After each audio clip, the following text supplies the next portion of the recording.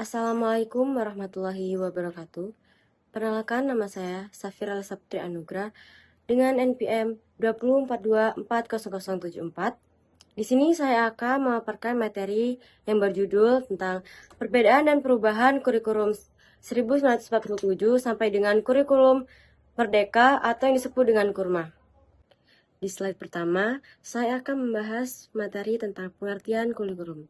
Kurikulum adalah seperangkat rencana dan pengaturan mengenai tujuan, isi, bahan pelajaran, serta cara yang digunakan sebagai pedoman dalam proses pembelajaran mencapai tujuan pendidikan. Selanjutnya yaitu kurikulum 1947. Kurikulum pertama yang digunakan di Indonesia setelah kemerdekaan. Kurikulum ini disusun untuk menggantikan sistem pendidikan peninggalan Belanda dan bertujuan membentuk manusia Indonesia yang berjiwa nasionalis, berkarakter, serta memiliki semangat kebangsaan. Kurikulum pertama setelah kemerdekaan menekankan pembentukan karakter dan semangat kebangsaan, dan mata pelajaran masih sederhana dan berorientasi pada kehidupan sehari-hari. Selanjutnya yaitu kurikulum 1952. Kurikulum ini menekankan bahwa setiap mata pelajaran harus memiliki tujuan yang jelas serta isi yang terstruktur. Guru mengajar sesuai bidangnya masing-masing dan materi pelajaran dihubungkan dengan kehidupan sehari-hari siswa. Materi pelajaran lebih rinci dan sistematis. Guru mengajar satu mata pelajaran tertentu dan isi pelajaran dihubungkan dengan kehidupan nyata. Perubahan dari 1947 yaitu lebih terstruktur dan terperinci dalam penyusunan materi. Selanjutnya yaitu kurikulum 1964. Kurikulum ini yang dikenal dengan konsep Pancawardhana yaitu pengembangan moral, kecerdasan, emosional atau artistik, keterampilan, dan jasmani. Kurikulum ini bertujuan mengembangkan seluruh potensi siswa secara menyeluruh, tidak hanya akademik tetapi juga kepribadian dan keterampilan. Dikenal dengan konsep Pancawardhana atau pengembangan moral, kecerdasan, emosional atau artistik, keterampilan, dan jasmani, fokus pada pengembangan seluruh aspek kepribadian siswa. Perbedaannya yaitu tidak hanya akademik tetapi juga pengembangan karakter dan keterampilan. Selanjutnya yaitu kurikulum 1968. Kurikulum ini merupakan kurikulum yang menekankan pembinaan jiwa Pancasila dan pembentukan manusia yang beriman, berakhlak, dan taat pada negara. Kurikulum ini lebih terpusat dan disesuaikan dengan kondisi pemerintahan saat itu. Menekankan pembinaan jiwa Pancasila, materi pembelajaran lebih terpusat pada pemerintah. Pendidikan diarahkan pada stabilitas nasional.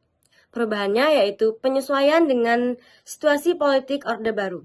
Selanjutnya yaitu kurikulum 1975 adalah kurikulum yang menekankan pada tujuan pembelajaran yang jelas dan terukur.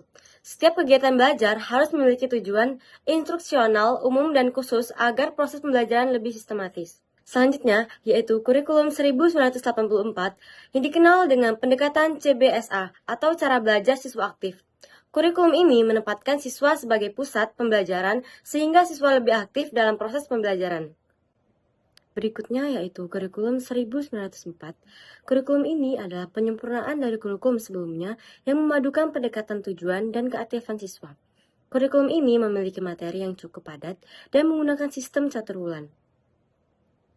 Berikutnya yaitu kurikulum berbasis kompetensi atau disebut dengan KBK 2004. Kurikulum berbasis kompetensi adalah kurikulum yang menekankan pada pencapaian kompetensi atau kemampuan siswa. Fokusnya bukan hanya pada materi, tetapi juga hasil belajar yang harus dimiliki siswa. Berikutnya adalah kurikulum tingkat satuan pendidikan atau yang disebut dengan KTSP 2006. Adalah kurikulum yang memberi kewenangan kepada sekolah untuk menyusun dan mengembangkan kurikulum sesuai dengan kondisi dan kebutuhan masing-masing, tetap mengacu pada standar nasional pendidikan.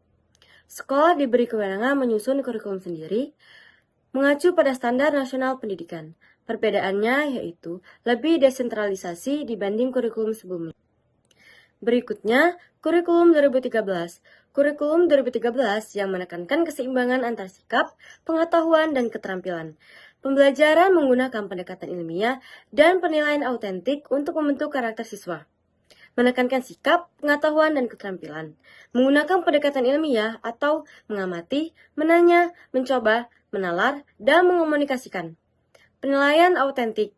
Perubahannya yaitu lebih menekankan pendidikan karakter dan kompetensi abad ke-21. Berikutnya yaitu, atau yang terakhir, kurikulum merdeka. Kurikulum merdeka adalah kurikulum yang memberikan fleksibilitas kepada guru dan sekolah dalam mengatur pembelajaran. Kurikulum ini menekankan pembelajaran berbasis proyek, penguatan profil belajar Pancasila, serta pengembangan minat dan bakat siswa secara lebih mendalam. Ciri-cirinya yaitu pembelajaran berbasis proyek atau project-based learning, fokus pada profil pelajar Pancasila, materi lebih sederhana dan fleksibel, guru lebih bebas menyesuaikan dengan kebutuhan siswa. Perbedaan utama yaitu pertama, lebih fleksibel dibanding kurikulum 2013, menyesuaikan minat dan bakat siswa, dan terakhir yaitu menekankan pembelajaran mendalam, bukan banyaknya materi. Baiklah, itulah tadi pemaparan materi dari saya. Saya akhiri, wassalamualaikum warahmatullahi wabarakatuh.